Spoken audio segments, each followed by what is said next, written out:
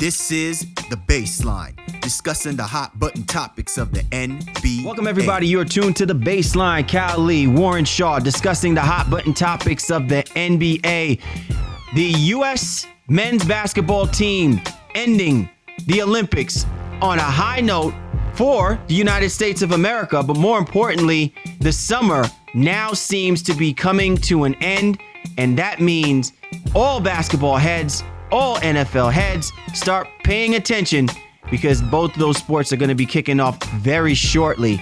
And to discuss what was an impressive run by the U.S. men's basketball team and among other things that are happening right now in the NBA, you know I got to do it with my right-hand man, 50 grand, NBA aficionado, Don Mad contributor, writer for one of the illest websites, www.shawsports.net, Big Kahuna PNC, my brother from another mother.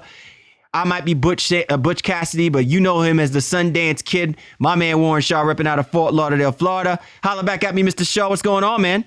I'm doing great, man. Salute to all the fans, listeners of NBA Baseline, man. I think we have a great show on tap. Obviously, USA basketball, both men's and the women's, capturing gold out there in Rio. Going to show them some love and talk about a couple other topics that are sure to fire up the NBA headlines, man. Most definitely, man. And listen, all praises to the U.S. men's and women's basketball team. Great run. More importantly, the achievement of dominance in a game that was crafted here in the United States, and we'll discuss that in a few moments. Also, we'll talk about road to recovery. Last season, we saw a couple of basketball players who we were really, really interested in seeing pave their way on the hard court. Unfortunately, injuries kind of short-lived the demise of that potential. Well, now, as the 2016-2017 season is upon us, will these guys be on the court, and what can we expect from them? So our road to recovery will be our segment on the drop. Of course, we have our coveted coast to coast discussing the news in the association. So great show on tap, and we appreciate you and yours for dropping by and listening to us here on the Baseline NBA podcast. You know how to get at my man Shaw at Shaw Sports NBA, or get at me at GameFace Lee. But be sure to get at the show's Twitter handle at NBA Baseline. We're available on all the major platforms, available on Microsoft TuneIn, Player FM, iTunes, and Stitcher Radio. Also available on Google Music, and you can also check us out on the Roku channel under Shaw Sports. So be sure to download any one of those platforms and allow us to be your go-to resource discussing all things in the NBA. Before we get started in our favorite segment of the breakdown, and we want to make sure that our fans and listeners are fully dapped and dripped out in their favorite NBA gear, always we encourage you to go to fanessentials.net, where you can get all of your favorite NBA teams, merchandise delivered straight to your doorstep. All you need to do is subscribe, and they take care of the rest. They find the sports gear so you don't have to. Each fan box comes packed with some amazing gear, makes a great gift idea for any sports fan. Prices start at $14.99 to $34.99. Visit fanessentials.net. Use the promo code BASELINE at the checkout for 30% off of your first month. Once again, if you use BASELINE as the promo code, you'll get 30% off of your first month. Be sure to visit fanessentials.net to get all the essentials you need. You know how we do, and you know how we like to set it off. It's time now for the breakdown. Time to break it down. Time now for the breakdown. Cal Lee, Warren Shaw, the Baseline NBA podcast. And what can we say, Shaw? An impressive run by the United States men's basketball team. More importantly, the dominance of the USA women's basketball team, both snatching gold medals in Rio amidst all of the controversy and the hype earlier with regards to Ryan Lochte. What a great way for basketball fans, more importantly, U.S. basketball fans, to relish in the dominance of the USA here at the 2016 Olympic Games, and more importantly, the impressive way that these guys came out and played. What identified this basketball team is by playing great defense, but more importantly, just taking their opposition to the woodshed. Yeah, I think in the final game here, or at least in the middle round, they definitely were able to show why we all thought they were going to kind of breeze through these Olympics. Definitely, they had some struggles, in their matchup against Australia, their first matchup against Serbia, and even against France as well, where they didn't blow those teams out. But this is a team that there was not any really doubt that they were going to actually go ahead and take away the gold medal in this.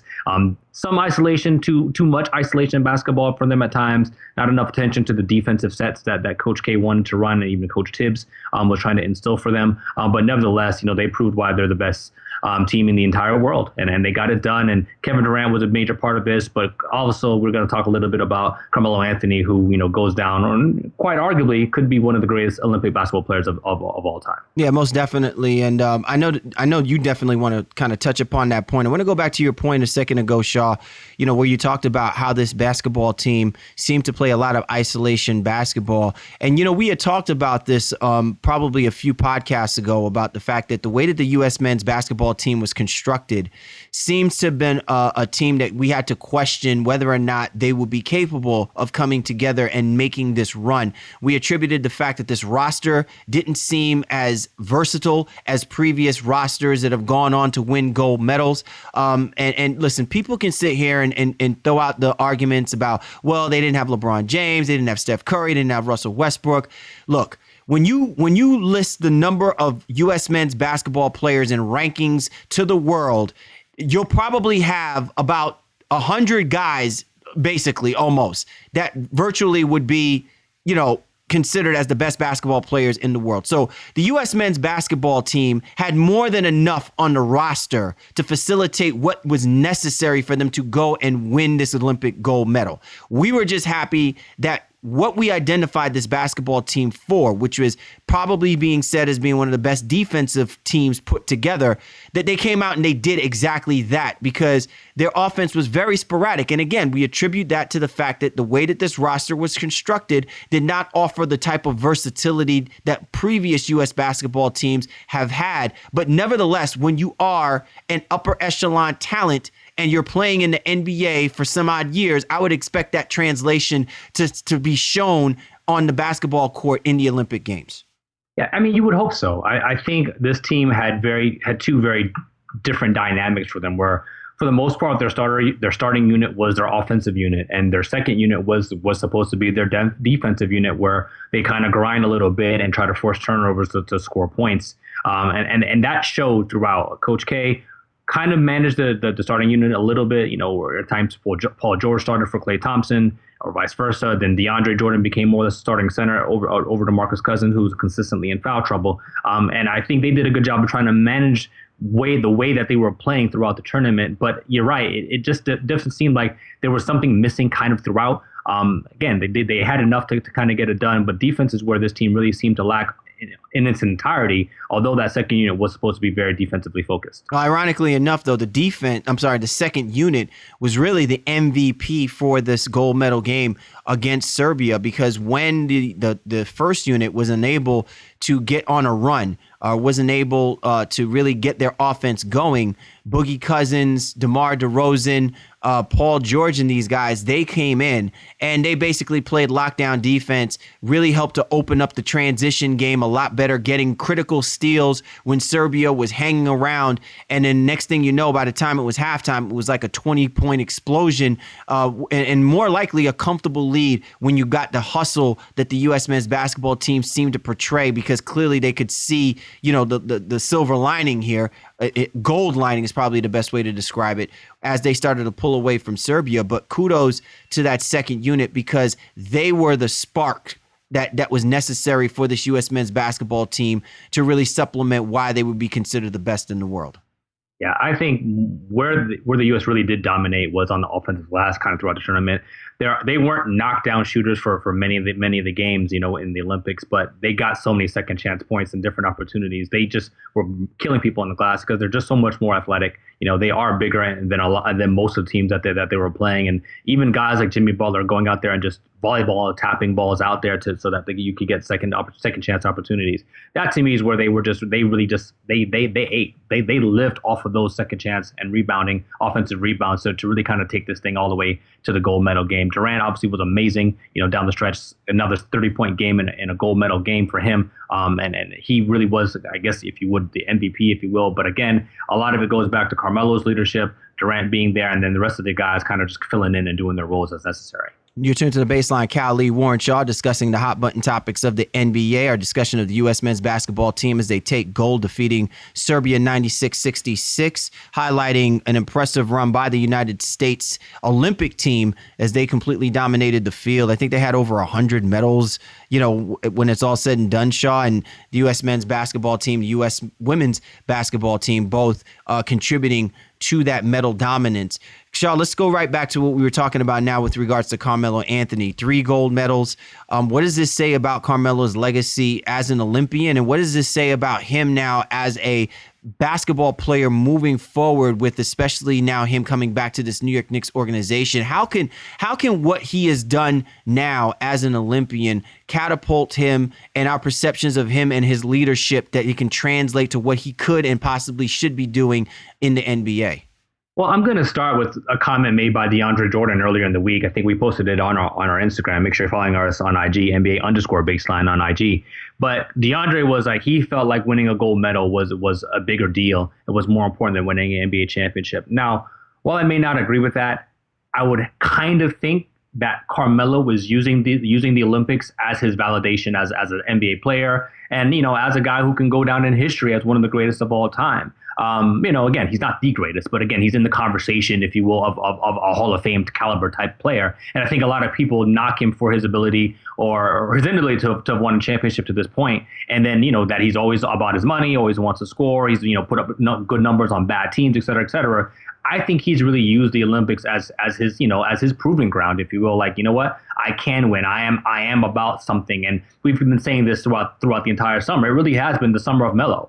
Summer 16 for Carmelo Anthony has been great. He's been doing so many amazing things on the court and as well as off the court. And if you saw the emotion that he expressed after this gold medal game, after winning this championship or winning the gold medal, and just saying, what he knows he's done, but it just meant so much to him, to be an Olympian, and then even kind of going on with what's some of the social things that are going outside, and in the United States specifically, what it meant for him to kind of stand up and be a leader for this team. So I think for him, it means it's kind of encapsulating all of that. You know what I mean? It's not just about, oh yeah, I'm the greatest Olympic basketball player. I think he's using it kind of as a validation for who he is as a person, as a basketball player, not just as an Olympian. I'm going to preface this by saying that something has to be said for Carmelo Anthony in being able to participate in 3 Olympic competitions. Okay, let's also go back even a little bit further, and this is something that I want people to understand. And maybe you might look at what I'm saying as, there's nothing valid to that. There's no credibility to that. Just look at it for what it is. Let's remember that this basketball team is not. You're not automatically given a ticket to play on the U.S. men's basketball team. There is a committee that selects the players that they feel will give them the best opportunity to go out and win that gold medal. Okay? Colangelo, Krzyzewski, Boeheim. There's a reason why there is a coach, there's a staff, and there is a committee for these things. And what this has proven to me is when it's all said and done, even if you don't have LeBron James, even if you don't have at the time, the last 2 Olympics, we wouldn't have ever said Steph Curry as being one of those guys, right? We would have never said Russell Westbrook as being one of those guys. We might say Kevin Durant, right? We might look Kyrie Irving. We never spoke about that in utter confidence over the last 2 Olympics, right? Carmelo Anthony has consistently shown you that he is among the best players in the world, and more importantly, among one of the best players that the United States have the fortunate opportunity to have play for 3 Olympic gold medals. And to me, that is impressive in itself. Guys like Dwight Howard can never say that they've had that opportunity, right? And there's a plethora of other NBA basketball players who might even be on the verge of superstardom, regardless of whether or not we think that they aren't deserving. The point is Carmelo Anthony is on this team for a reason. And it's not because of his past history has shown it. It's because of what he does when he's out there. And that's the reason why they selected him. And that to me says a whole lot more about the person and his maturation and what he brings to the table to help this team win 3 gold medals consecutively. And that's something that I just want to make sure people understand, that this wasn't just roll out the red carpet because it's Carmelo Anthony. Carmelo Anthony, like all of these other players, had to earn their keep on this team. And obviously, what he brings to the table for this team is what's helping to translate to gold medal titles. And that's something that, even though, and this is Krzyzewski's last opportunity coaching the men's basketball team, now they're going to have to fill in two very big holes. And it'll be very interesting to see what they do moving forward. But that, to me, is what stands out when I think about Carmelo Anthony and why it's important that if he's going to do this, and he did it, why it was necessary to make sure that we're highlighting this as an important facet to Carmelo Anthony's legacy and not looking at it as a detriment. Yeah, no, I agree. Like I said, it's not something to be brushed off. I think a lot of people look at the Olympics specifically, and because the USA has had the ability to be so dominant, to kind of brush off to some degree what they've done, and then even the statistics that Carmelo has put up as a result of playing in the Olympics, the last 3 times, if you will. But again, it really is a testament to who he is as a character, as a person, as a basketball player, and what he's trying to do and trying to prove, to everybody around him and all the doubters that might be around Carmelo Anthony in general. And I think he's going to take this back, to the New York Knicks and really have a positive season, especially with their revamped lineup. And I think as we can probably get into that right now too, I think of many of these guys, as a result of playing with the best that there is, at least that the USA had to offer for this Olympics, they're all going to be better for the experience. And I think they're all going to go back to their respective teams. But Carmelo specifically, who is looking to get back into the playoffs, looking to make a deep playoff run and potentially surprise some teams in the Eastern Conference. You're tuned to The Baseline. Cal Lee, Warren Shaw, discussing the hot button topics of the NBA. It's our segment of the breakdown as we are discussing the U.S. men's basketball team. And all right, Shaw, so you brought up the topic, and so I have no problem with wanting to throw it out there right here and now. Who really does gain from their Olympic experience? Which guy do you feel like has been able to take what this team has done over the last 3 weeks, and can take this back and really truly help their respective basketball teams to improve marketably better from what they've done this season previous? No, I think it's a very interesting question because there's a couple guys who I want to at least highlight and think, okay, this is great. I think it's amazing that even though Draymond didn't get a lot of minutes, but Draymond, KD, and Clay, them getting to play together on this stage and trying to even kind of get in some of that pre-run, if you will, before the NBA season, that's great for that trio. But I'm not worried about those guys per se. I think a guy like Jimmy Butler is someone you look at to really kind of see, okay, now he really is completely without a doubt, hands down, he's the man going into the season next year for Chicago. Even with the Hall of Famer Dwayne Wade being on the team, they all know that Jimmy Butler needs to be their leader. I also look at a guy like Harrison Barnes now, who's going to be going to a situation where he's not going to be the man. Dirk's still the guy over there. But Barnes really has to be a number 2, and he's being vaulted from a number 4 or 5. So you don't think that you still think that Dirk Nowitzki is the man?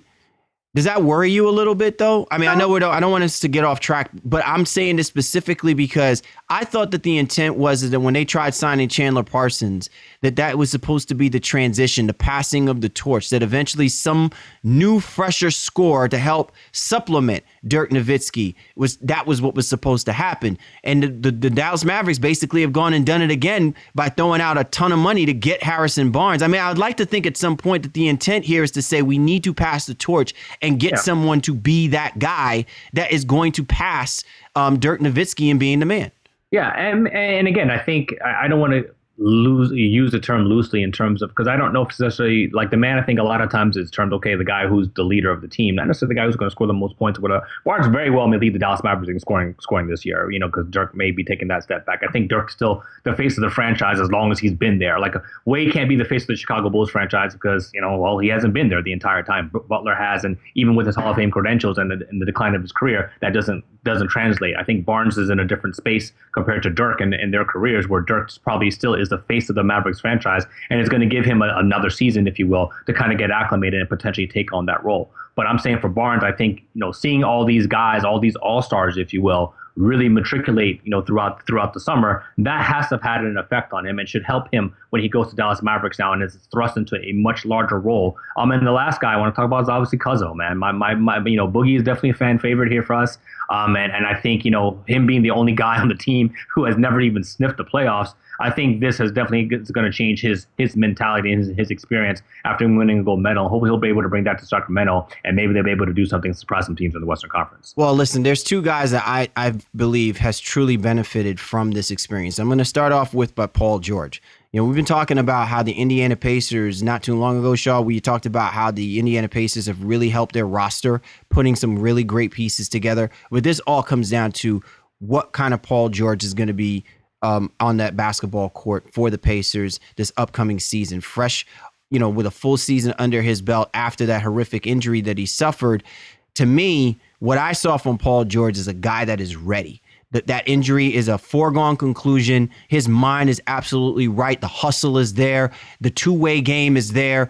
If he plays at the type of level he's capable of, and clearly you would not see that because he's playing around some other super athletes, to help win a gold medal for the United States. But if you break down just what you see from Paul George and his defensive tenacity, what put him on the map, the way he would D up against LeBron James in the Eastern Conference Finals, 2 to 3 years. To me, that's what the Indiana Pacers are going to need. And I think that's exactly what we saw. And him doing it on that big stage, because he was a direct reason to why the United States was able to go on that impressive run in the second quarter to help kind of widen the gap and really kind of put the fear in Serbia, where Serbia wanted the United States, but they didn't want any part of YG3, on the basketball court. That's what the Indiana Pacers needed. They got that. I think that he's going to be ready to have an excellent basketball season coming fresh off of this impressive victory, getting the gold medal. The other person that I feel like really is of deserving, Kevin Durant. Listen, this guy puts the whole basketball world on its heels, on its head, basically, with the decision to go to the Golden State Warriors. And most guys probably say, after making a decision like this, I just want to run into a cave and hide and wait until the camp starts and preseason starts and the NBA season starts. Or I'm just going to basically do all of my goodwill, be in front of cameras and do commercials and try to make everybody try and like me before the season starts. You know what I'm saying? But Kevin Durant immediately took the decision and went and said, I'm going to go help my USA win a gold medal. And I think that this was the best thing Kevin Durant did, because now not only did he prove that he is a great basketball player, as always, like the decision shouldn't be a matter of him taking a step back because he's playing on a great basketball team that's expected to win a championship, but he's proven that he is still one amongst the best players in the game, and proved that without him on that court, the United States might not have won this gold medal because of how impressive he looks, and wasn't afraid to take the mantle, shoot the basketball like Kevin Durant, the Durantula, wants to.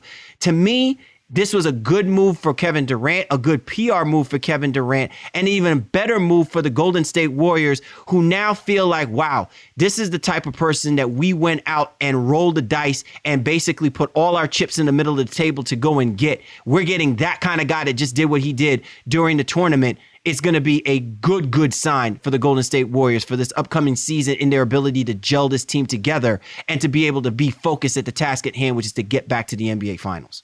Yeah, I 100% agree with your comments on PG and even KD per se as well. I think I had written a brief article, like some things to look for before the Olympics had started, and that was one of the points I definitely had made too. And so I'm really glad that you brought it up in the way that you did, because I felt like Durant going on this run, and obviously kind of it being a foregone conclusion that they would win the gold medal. Nevertheless, it would kind of rehumanize him, to the public, if you will. And obviously NBA fans are starving for basketball. So the Olympics is a way to see, NBA talent play on a regular basis, and not just, from the United States, seeing Spain and Serbia and Australia with all those guys going out there, France as well.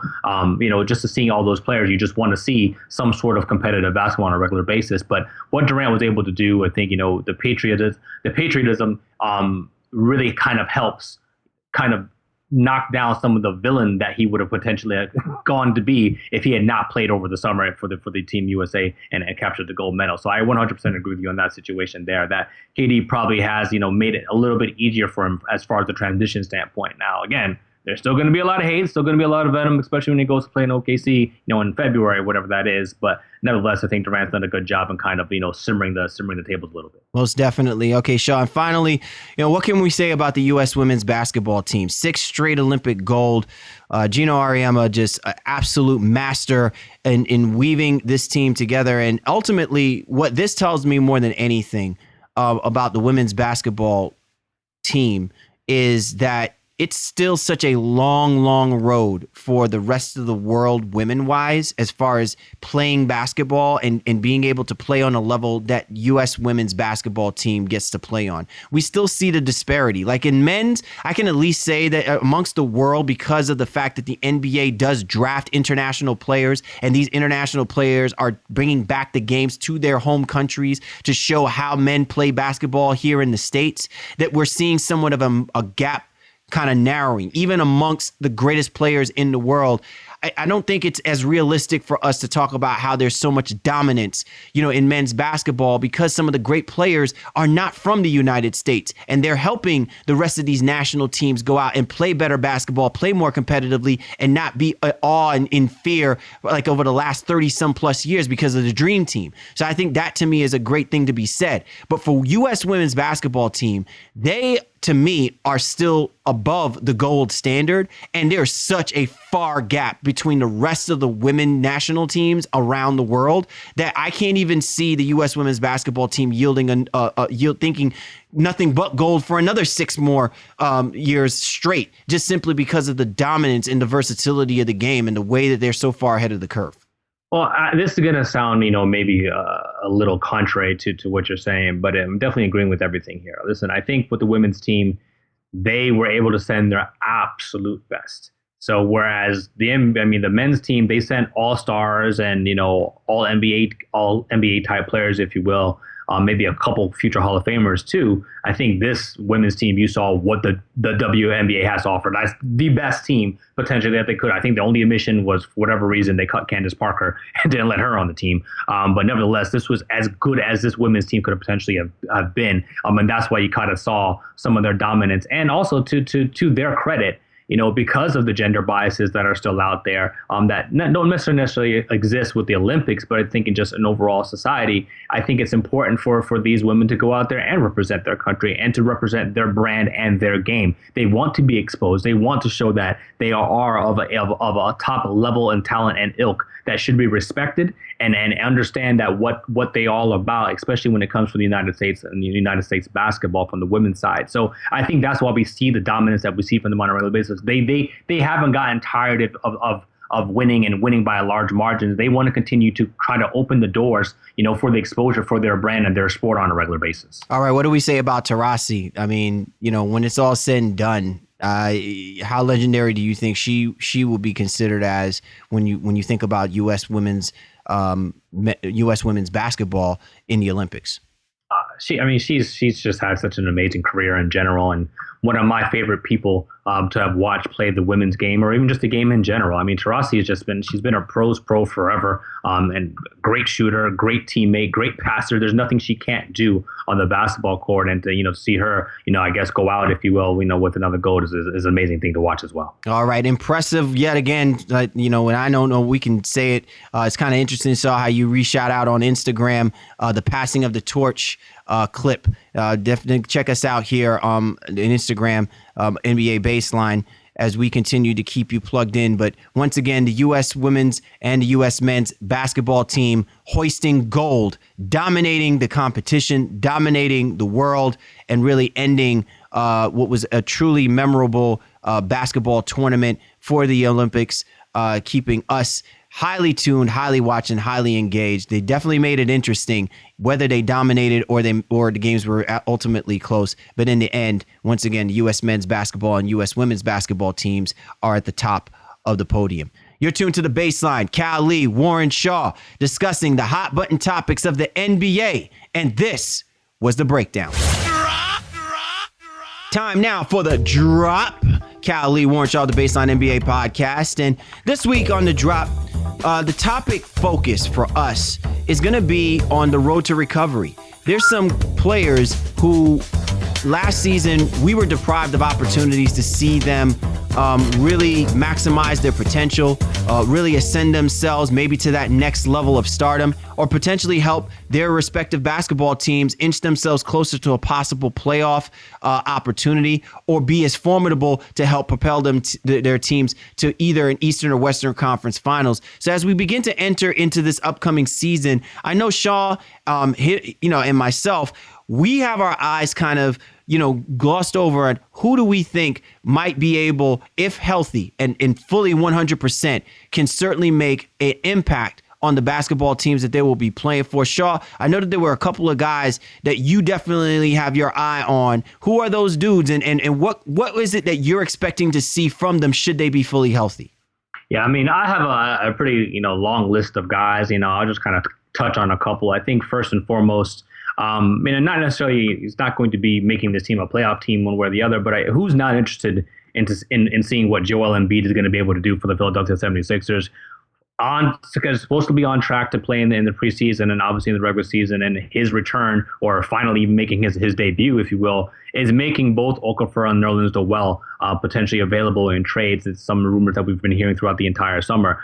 They obviously need to make sure Embiid is 100%, but I think he's somebody who we are all intrigued about to see what type of player he can be. I'm hearing all kinds of things about he could maybe be as good as Karl Anthony Towns, or maybe he can be an Anthony Davis type. I don't know, man. I think it's, but isn't that to you, Shaw? I think the thing that frustrates you more than anything, you have a viable player in a Jahlil Okafor, who, amongst anything besides some of the maturity issues, he still had a pretty decent, a pretty impressive season for the Philadelphia 76ers. And in my mind, I'm thinking, wow, he could be a great complement to a guy like Ben Simmons, and maybe even a guy like Nerlens Noel. But yet we're talking about how both Okafor and both Nerlens Noel could be possibly on the trading block because of the quote-unquote unforeseen potential and upside that Joel Embiid can bring should he be healthy. Yeah, and I think a lot of it is because right now they're projecting Simmons as a 4 and not as a 3.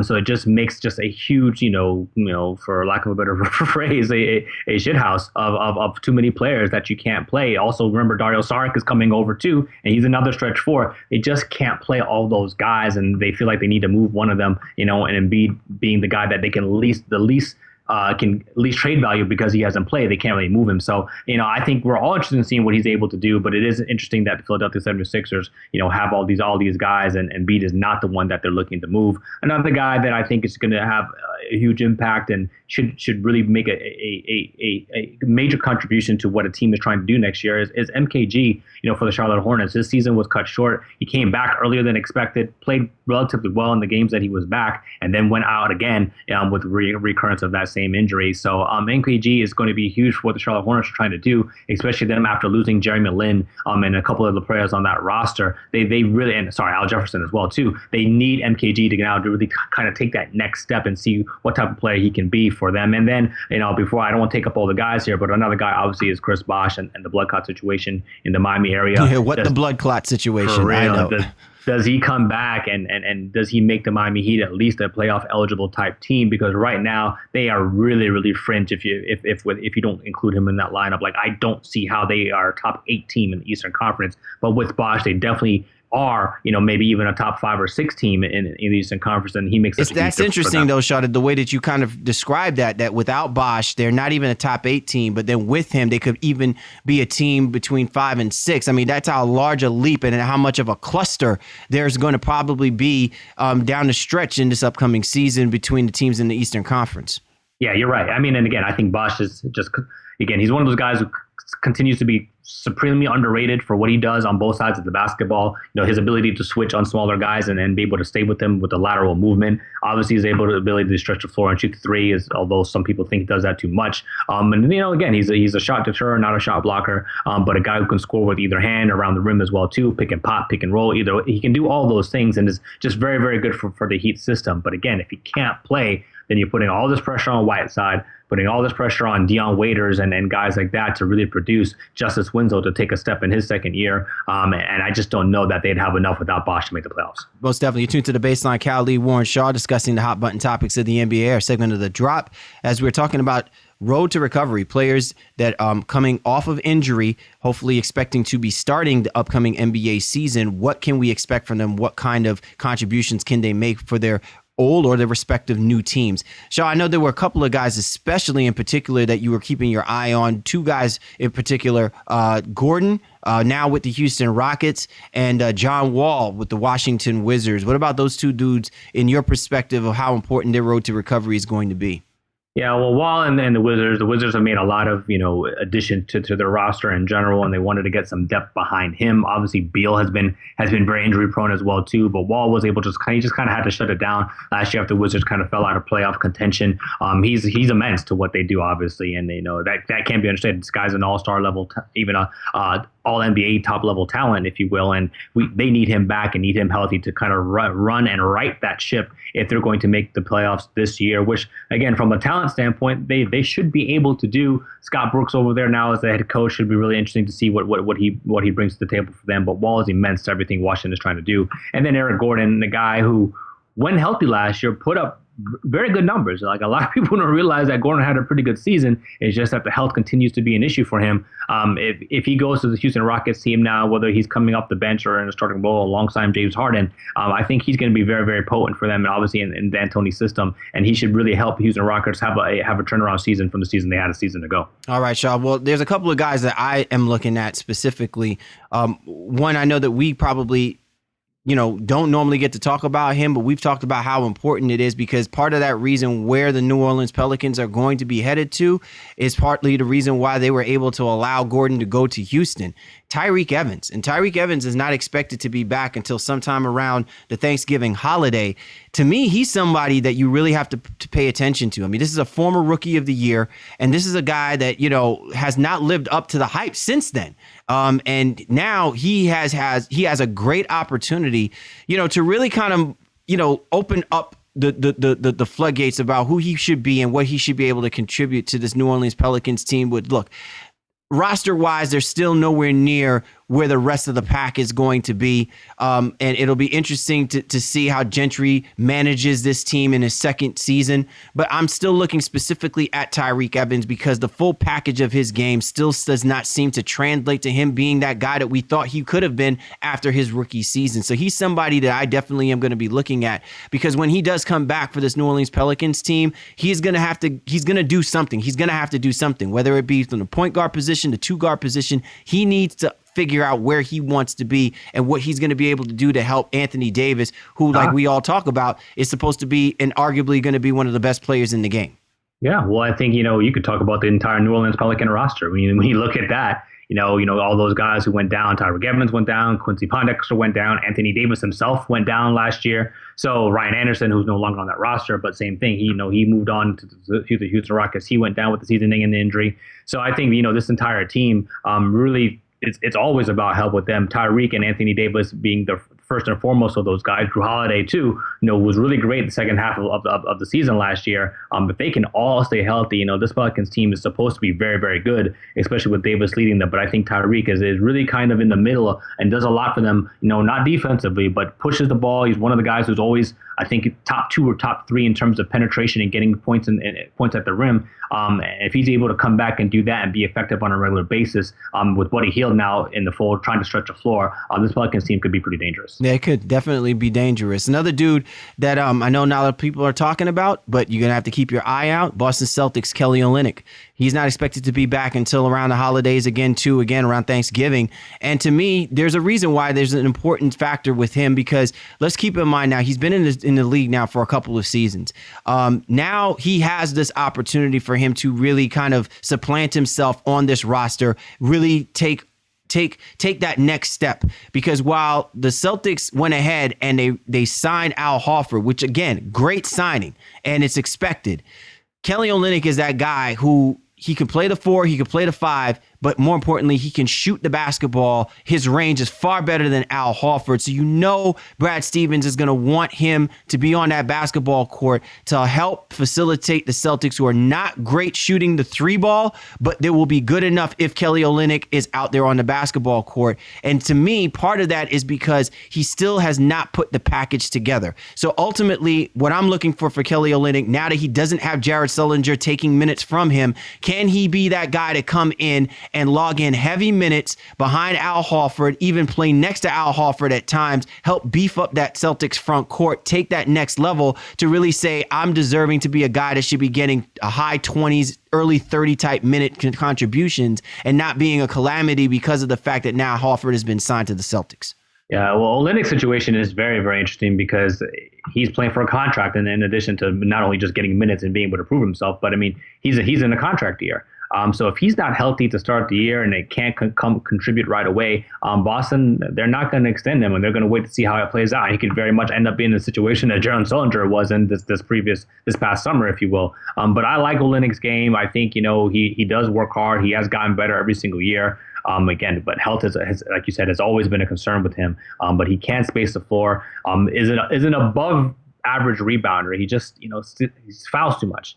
That's just what his problem is. He still fouls too much. He stays on the floor on a regular basis. But that's what I'm saying. Like, because part of the problem at times is when you put him into 5 position, his footwork seems to be a little bit slower to stay with the guys defensively on the 5, and on the 4 position, he does not play with as much physicality as I think we say that he's capable of playing.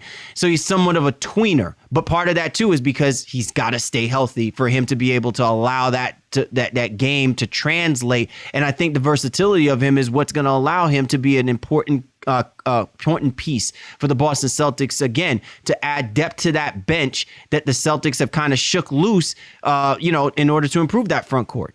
Yeah, I think for him, when it comes to being on the floor, he can be the stretch 4 offensively, but he may need to guard 5s on a regular basis. And that way he's not forced to use a lateral movement that he doesn't necessarily have. And if you can just try to be a guy who can stand guys up in the post, and play straight up and just put his arms up, not trying to block shots, if you will. I think that's the best they can hope for right now. Again, Olynyk still is only 25 years old or whatever it is, still has room to grow. But that's the situation I think the Celtics are a little bit concerned about from a defense side with a KO. But they definitely know he can shoot the basketball and he can definitely contribute offensively. Most definitely. You're tuned to the Baseline. Khalid Warren Shaw discussing the hot button topics of the NBA. Our segment of the drop, as we're talking about guys on the road to recovery and what our expectations are going to be for this upcoming season.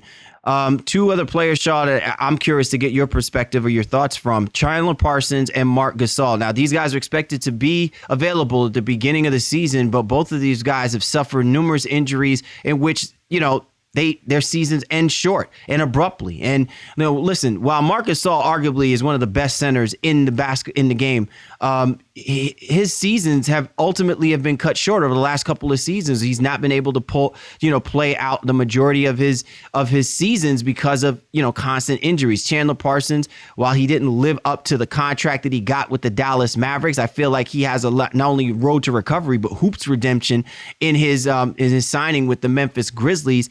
If both of these guys are healthy and they play to the level that they're capable of, this Memphis Grizzlies team could be a lower tier, playoff basketball team that we'd be talking about in the same conversation of teams like the New Orleans Pelicans. No, I agree with that. I think in the case of Gasol, it seems to be every other year where he gets hurt.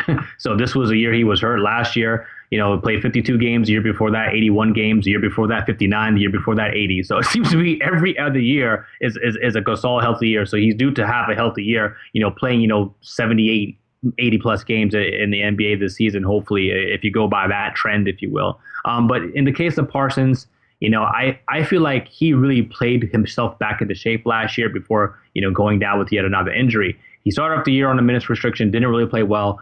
I can go then. I can tell you this, just from a fantasy standpoint, having him on one of my teams, like waiting for this guy to kind of turn the corner. And then he started to get 25 minutes a game, 28 minutes a game, and really started to turn things on in late December, and even going into the All-Star break. Played really good basketball, was shooting threes, was rebounding the basketball, even getting a couple assists here and there as well. And was, from a statistical standpoint, putting up some decent numbers. But then again, as always, gets hurt, and it has to call the season, cuts the season short, if you will.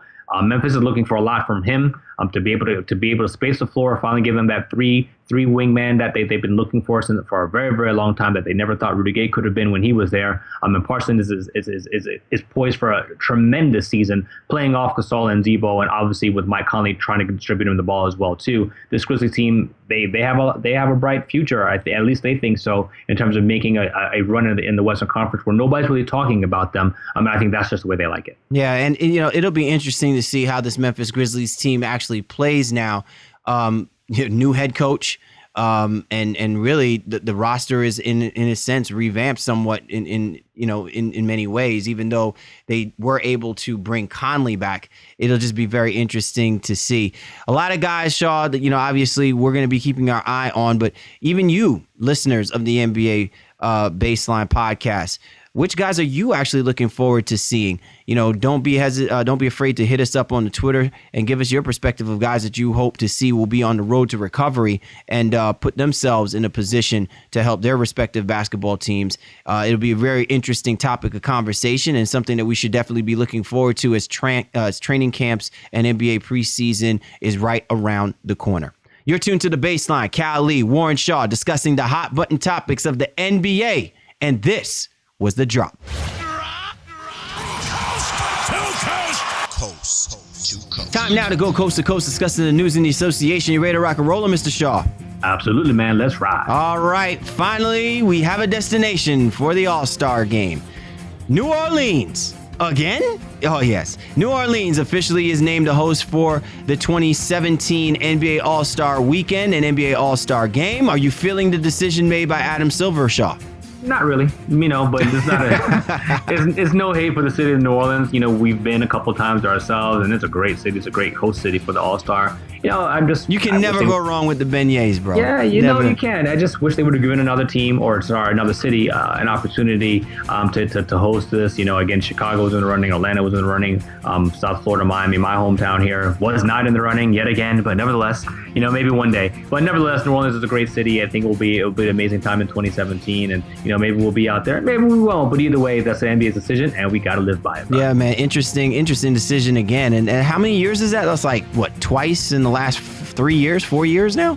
Twice in the last 4, I believe it is, and this would be the third one in the last 10 or 7, something like that. I don't even know. They must love that jambalaya, boy. Well, the first time obviously was after Katrina, so they wanted to stimulate the economy there. So we obviously understand that and get that too. Then the second one was after the new owner, so they got it there and then. So now this one is just as a replacement, and I guess because it's easy and they're still trying to maybe help them with the economy as well too. So I get it, I understand it. It's no hate against New Orleans in that area. I think it's a great area. Like I said, love it out there. I just wish another city would have had it. Yeah, man, it's good to be in New Orleans, man. That's like the default city for every sports franchise. I mean, NFL, NBA, Major League Baseball probably, moves their All-Star games as a default to New Orleans. They get a lot of love in NOLA, man, and deservedly so. All right. LeBron James, he opens up the Open Run podcast. A lot of things, especially one of those things about possibly being an owner in the NBA. What did you think about LeBron James opening up on a podcast? I think it was a great conversation for them to have and them to get, and just to hear him how candid he was about so many things, about social responsibility, about his role, as a leader. He more or less admits on that show that he's being the general manager of that team. I mean, again, he's in an unprecedented role where he has the ability to have some decisions made or at least ran by him, if you will, because he even alluded to the Knicks wanted to throw JR in, and I was like, yeah, sure, throw him in. Well, I mean, I didn't know that was his decision to make. I mean, I guess we all did, but for him to come out and actually say it was a little bit, eye-opening for me, because he usually tries to play really coy with those types of things. So I think, between that and then, his conversations about JR and just how he's matured in general, playing with Kyrie, even calling out Kevin Love in the finals a little bit too. There's a lot of great tidbits from that interview. If you haven't heard it, definitely check it out on LeBron James opening up on the Open Run podcast. And LeBron James opened, not as if he can't open it up anymore. He just opened up himself to winning that first championship in Cleveland, man. You know what I'm saying? Close the door. The GOAT is in the building. He's in the room. Out in Los Angeles, boy, leave it to the Los Angeles Lakers to do even more interesting things when basketball isn't happening out there in Lakerland. Yi Jianlian. Look, I already have difficulty being able to name some of these players enough as it is. I thought at least there was one that we didn't have to deal with, because this guy hasn't been in the NBA in like 4 years. But somehow the Los Angeles Lakers find him, and then they decide to sign his ass. Yeah, I mean, my man Jingling, that's what I call him. He's been out of the league for a little bit. Started off, I think it was in Milwaukee, has some time in Brooklyn as well too. I think in Dallas, made a stop there. Never lived up to his potential as an NBA player, but had a decent run out there in the Olympics. And I guess they felt like this is an opportunity for it to come back. The deal is really weird. It's a veteran minimum worth up to $8 million with all types of crazy incentives if he does this, how many games he plays, if he averages this or that, whatever the case may be. So I don't know if he'll make the full $8 million, but it's an opportunity for the Lakers to bring in, a guy from, across the way over there, and from the Chinese environment. And I feel like, that also kind of helps him from a marketing standpoint too. So looking at all those things as Lakers trying to get back on track. Money speaks in all languages, and I'm sure he is not disappointed now that he is back in the NBA's fold. Finally, Shaw, the Milwaukee Bucks, man, interesting move by our man Hammond, boy. Wow. Jason Terry, close to a deal being signed with the Milwaukee Bucks. What's he like, 58 years old or something?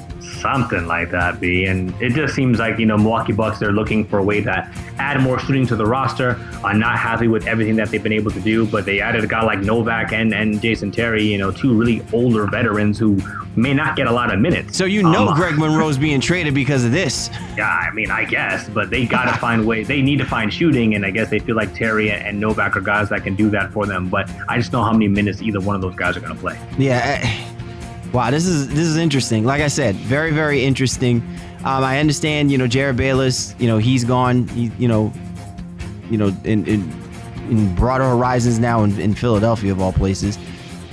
But I don't know what Milwaukee does with this. It'll be interesting to see, nonetheless. It's the veteran addition type thing. A guy can kind of help them lead in the locker room, if you will. Yes, Dellavedova came over there, but he's not really a true veteran.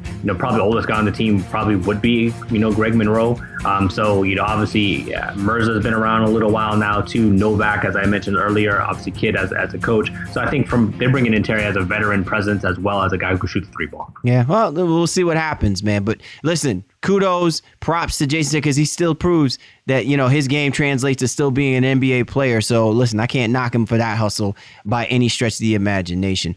Awesome show this week, Shaw. Once again, covering the basics, lacing it with the good stuff, man. Just a great show all around. And again, remarkable accomplishment and achievement by the U.S. men's and women's basketball teams taking gold in the Olympics in Rio for 2016. Yeah, man, it was a great show, as you said, and we loved having this conversation. Hope you all enjoyed listening to the show as well. Make sure you're tuning in. Make sure you're following us on all the social media outlets as well, Facebook, Twitter, IG. We're not on that Snap just yet. I don't know if we're going to jump on that, but we're pretty much on everything else where we need to be. Make sure you're hitting us up on a regular basis and give us your comments on this week's show, guys. Most definitely. And once again, we want to encourage everyone to tune into the Baseline NBA podcast, and we also want to encourage you, the fans, to get yourself geared up. The season seems to be right around the corner, and that means that in order for you to be ready to root on for your favorite teams, you want to make sure that you have the right gear in place. So be sure to go to fanessentials.net. All you do is subscribe and pick your team, and every month you'll get the team's gear shipped right to your door. They find the sports gear so you don't have to. Each fan box comes packed with some amazing gear. Great gift idea for any sports fan. Prices start at $14.99 and $34.99. But if you visit thefanessentials.net, use the promo code BASELINE at the checkout, 30% off for your first month. Once again, use the promo code BASELINE at the checkout. Get 30% off for your first month. Visit fanessentials.net. Get all of the essentials you need. But to get all of your NBA info that you need, you always make sure that you tune in to the Baseline NBA podcast. For the Baseline, Cal Lee, Warren Shaw, we appreciate you guys, and we'll catch up with you next time.